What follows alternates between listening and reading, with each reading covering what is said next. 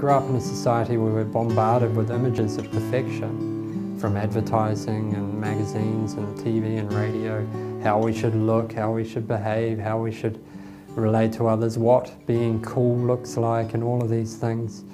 And then we beat ourselves up when we don't live up to those images. I think that technology can be very beneficial in our lives, but if we're not mindful when we're using technology, then it can become an absolute hindrance, because we live in a world where we're constantly connected. The fact that we can get email on our phones now, and so maybe we check email before we go to bed at night, and that brings up a whole lot of thoughts and stories and worries and concerns about what we have to do tomorrow, and then maybe that stops us from getting a good night's sleep and throws us out completely in terms of our well-being. Switch the phone off every now and then, switch the computer off, and just engage with your children, engage with your partners, engage with the world.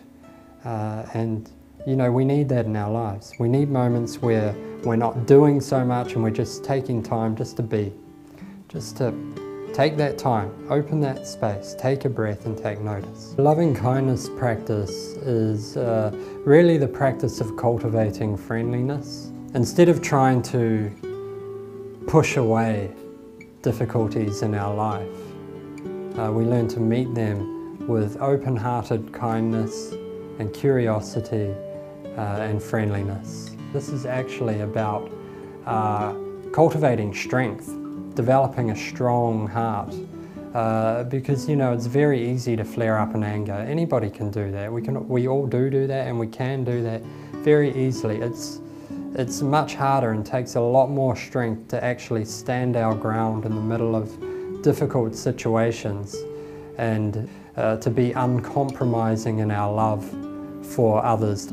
It's really good to investigate what brings you into that state of friendliness naturally, and maybe that is actually meeting with a friend and you find that you're just very comfortable with them, and there's a sense of being at home, and there's a sense of natural openness and spontaneous relating to each other that feels good and feels natural. That's loving kindness right there. The intent of this series has been to provide an introduction to mindfulness, some mindfulness practice and related practices, and it really is just an introduction. And if there is one message that you take away from these videos, it would be that mindfulness is about turning up for your life. It is about engaging with your life while it's happening. And you can do that by remembering our Mental Health Awareness Week theme for this year, which is to take time, take a breath, take notice. 3 simple steps to help us bring mindfulness into our daily lives. If you're interested in taking this further, then check out our website.